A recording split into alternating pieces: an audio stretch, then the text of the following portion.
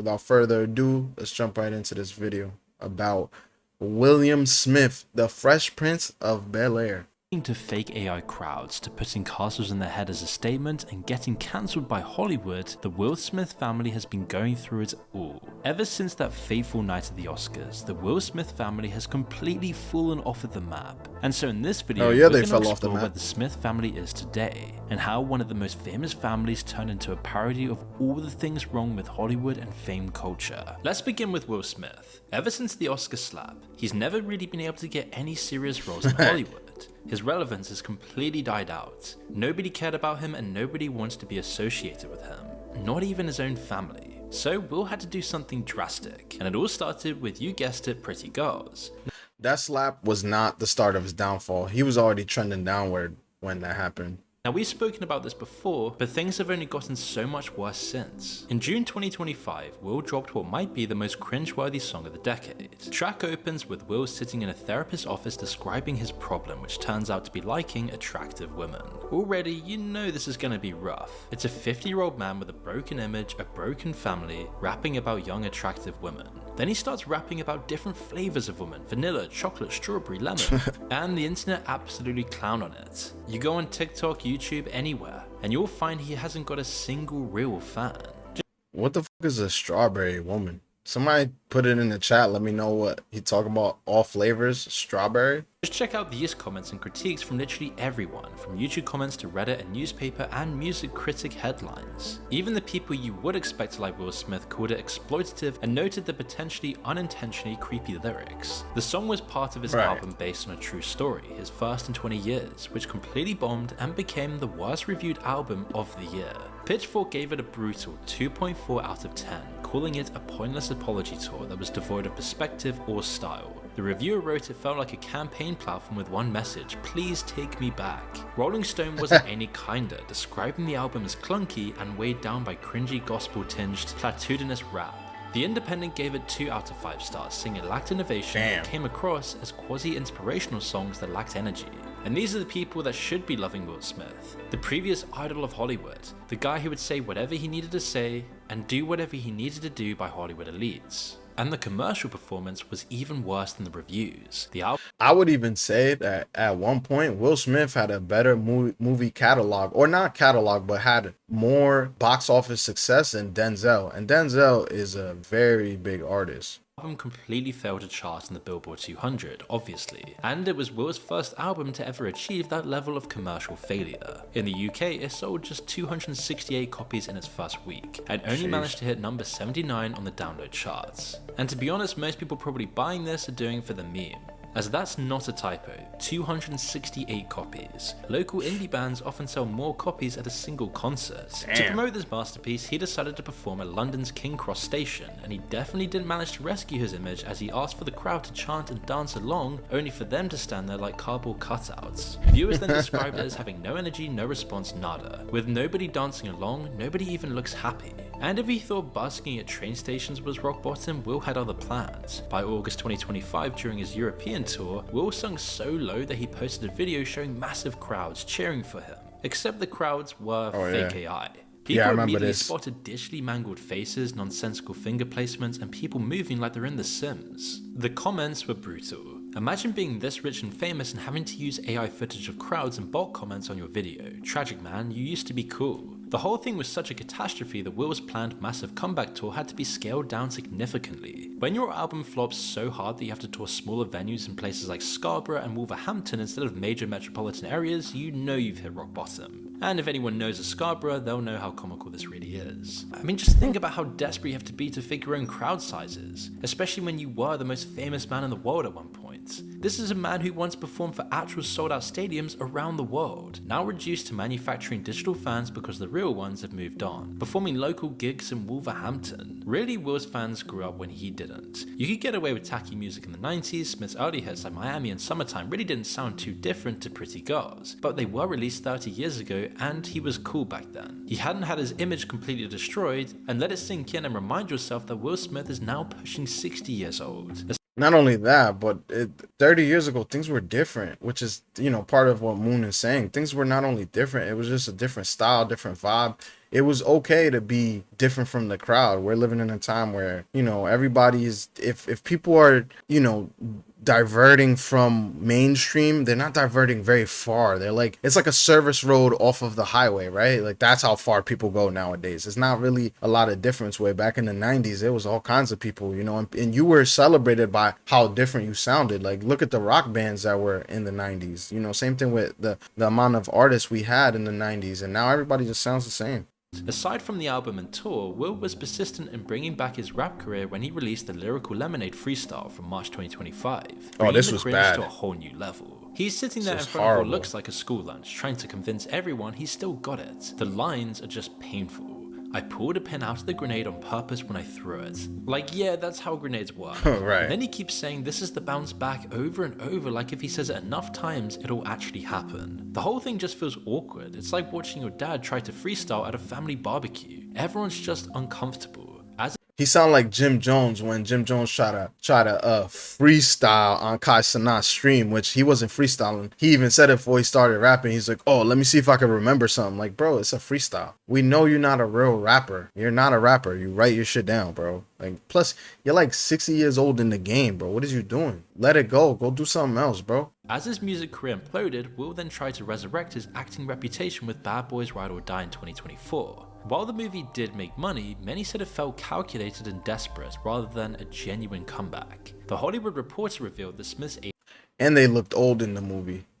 agents had been calling studio production executives for the first time since the slap, trying to drum up work. They were literally using Bad Boys 4 as a test case to see if anyone would still hire him.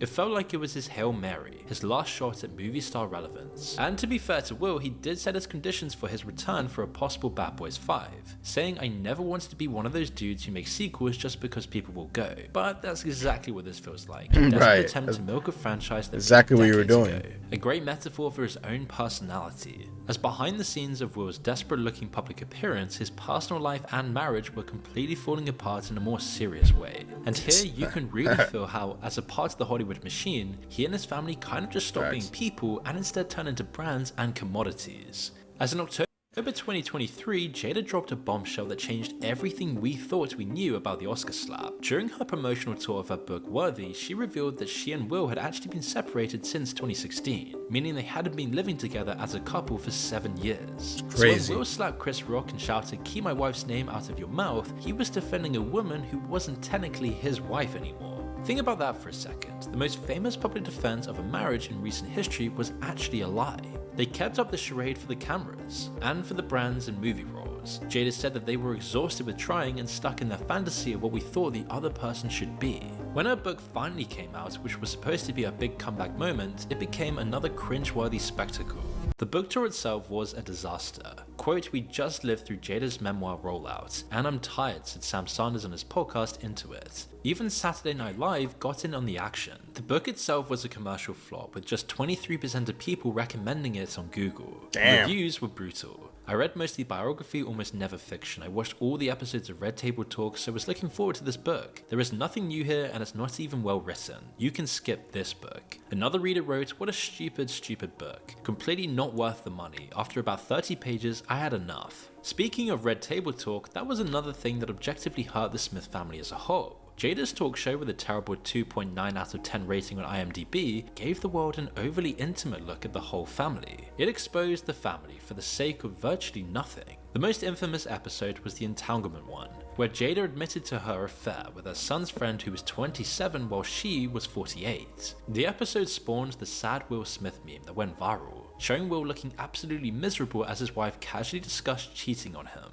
Right. Decades ago, the average person knew very little about their favorite movie star. With Will, Jada, and their kids, Willow and Jaden, everyone seemingly knows too much about their famous. And with Will, like, we knew nothing about him for forever. He never spoke about anything, no political views, no nothing. And someone put in the chat, She cheated on him, and he was an icon. Fact, he was like the man. Especially like I grew up on the Fresh Prince of Bel Air. That used to be my favorite show. And then I just kept seeing him go further and further down the hole. Especially after that entanglement situation with her and August, and she just laughing Will's face. Yo, I don't know.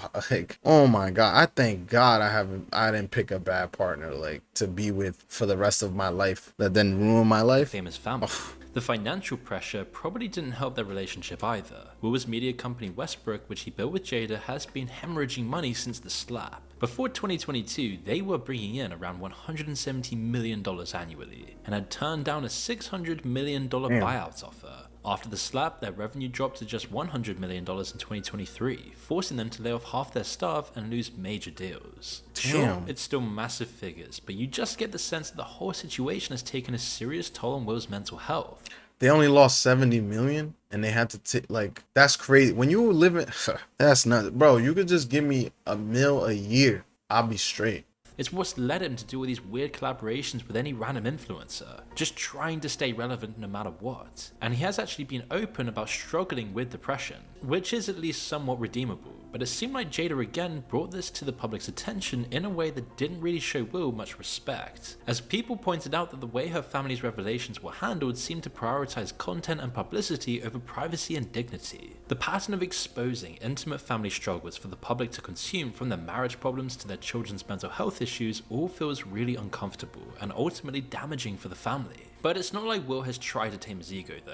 Instead of handling the whole slap incident quietly, he decided to double down with a Chris Rock diss track. During an appearance on Apple Music's Fire in the Booth series, he clearly references the incident, spitting, "If you talking crazy out your face up on the stage and disrespect me on the stage, expect me on the stage." 2 years later, and Will is still trying to make Chris Rock the villain in his story. Again, he's 57 years old. So with all that in mind, take a second to imagine what life has been like for Jaden, Will Smith's own son. While Will spent Another little decades weirdo working his tail off to become the best product he could, he had that level of fame, notoriety and societal pressures hanging around his neck from the moment he was conceived. Despite his parents' best efforts, he had zero chance of a normal childhood. And that isn't just speculation on our part. Jaden himself said as much. In a 2018 interview, he told, it's not that he didn't have a normal childhood, it's that he had parents that were fucking weird. I don't care what nobody says. Like, after finding all this stuff out about Will, like, he's just a weirdo. He's somebody who clearly dealt with or was the kind of person who wanted to appease the people around him. He wanted to make the people around him happy, and if he couldn't make them happy, he'd do anything in his power to make them happy. So much so that he did things that went against his own morals and his own perspectives, and now look at him trying to make up for it fucking 20-30 years later, and it's not really working for him. That's why he's failing the way he is. Told Teen Vogue, "People treat me like I'm not a normal human so much that you start to believe it. Like, am I not a normal human?" At the 2025 Grammy Awards, this pressure manifested in perhaps the most ridiculous way possible. Jaden showed up wearing a literal castle on his head. Crazy. The $4,600 piece called the Vampire Crazy. Castle was designed by a Transylvanian designer who claimed $4,600, bro. That's, depending on where you live in, that's somebody's rent for 1 to 2, maybe 3 months worth of rent right there. That's somebody. 4,600 is a good little addition to your savings account. 4,600 send you on vacation a few different places if you know how to budget your money correct. Had a castle made and then put it on his head. I've never liked his son, ever. I think I liked like one thing he ever did, and it was the Icon song, but everything he did, he just felt so pompous, and like, just like everybody in Hollywood who tries to talk down to you, like, oh, well, I want to bring awareness. And it's like, bro, shut up. You were born with a silver spoon in your mouth. What are you talking about? You don't know nothing about struggling. Your dad knows about struggling. He been through struggle, being from South Philly. Claims to have descended from nobility. But rather than his weird fashion choices, it's the blatant nepotism that has frustrated most people about Jaden. This became painfully obvious in late 2024, when Jaden was named Christian Louboutin's first men's creative director, sparking massive backlash about nepotism in the fashion industry. People criticized that the fashion industry is already one of the toughest to break into, and instead of opening the doors for real talent, it feels like most opportunities go straight to celebrity kids, nepo babies, or famous individuals. But the castle headpiece and nepotism aren't even the most absurd things about Jaden. In 2022, old clips resurfaced of him complaining that kids his age just didn't want to discuss the political and economic state of the world. Yeah, In an this is interview with crazy. Big Boy TV, Jaden said, I am very happy that I spent my childhood with more adults than I did with kids my own age, because I was picking up more things from adults than I were from kids my own age. And I look and I go around sometimes and I hang out with other people that are my age, and they're just kind of just selfie. I'm just like, dude, like, oh my God, like, can we talk about like the political and economic state of the world right now? Can we talk about what's going on with the environment? Can we talk about other things? Of course, the internet absolutely demolished him for this. One meme said Jaden Smith on his way to curse out his kindergarten classmates for not understanding the complexities behind the current political climate. Right. Another showed a crying SpongeBob with the caption 8-year-old Jaden Smith when Jada gave him a Spider-Man themed birthday party instead of a book study on the War of Mesopotamia. Jaden eventually made his own meme poking fun at himself, posting a poker face photo with the caption, "Me, hey, wanna talk about the economic and political state of the world together? Girl, nah. Me, okay, cool." But this whole episode perfectly captured the Jaden problem. A kid who never had a childhood trying to sound wise and important when he really just comes across as pretentious and out of touch. But with his parents, it's kind of hard to expect anything else would happen. And the fact that he supported his dad's Oscar slap with a tweet saying, "and that's how we do it," shows the same misguided sense of righteousness. This is what happens when celebrity kids in LA mistake privilege for wisdom. Jaden's recent musical output also reads like something straight out of the Smiths' very public Hollywood tragedy. His 2024 Project 2024 case study on the long-term effects of young love sounds exactly like what it is. The pretentious ramblings of someone trying too hard to sound deep. I honestly wanted to make it because I'm sad Jaden described to the press. And that's not funny in itself, but you can't help but feel he's been a bit wrecked by his family life. Many celebrities want to shield their children from the media, but Will and Jada ultimately failed to do so. He's not a bit wrecked. He was completely wrecked by his family and his mom and dad.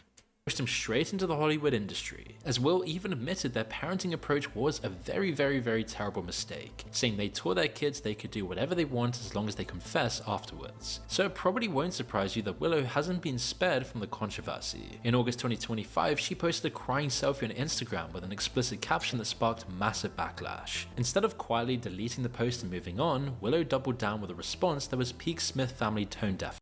Right. You notice she got a septum piercing, right? All niggas so dense, y'all forgot funny existed. Calling her critics dense for not understanding her humor. Tell me she don't look like the dude from Ice Age. What's his name? Sid? Sid the Sloth head ass?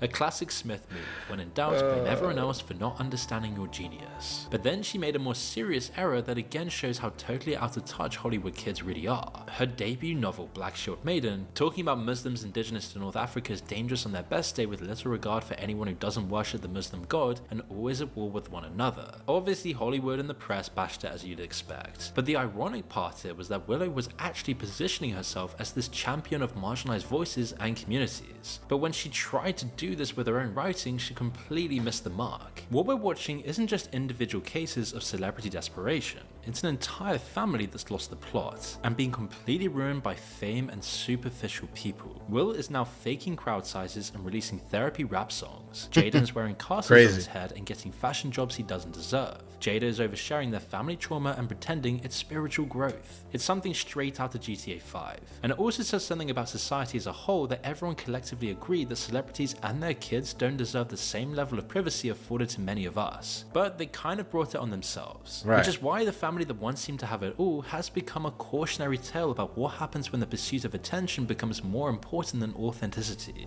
Not just that, but for the longest time, you knew nothing about Will Smith and what he was up to. And then all of a sudden, now we know everything. They're wilding. Their kids, they fucked up their kids. They fucked up their life. I wouldn't be surprised if they lose their whole generation their whole, all the money they've made in the Smith family name by the next generation. And that's, you see it all the time. That's how it happens.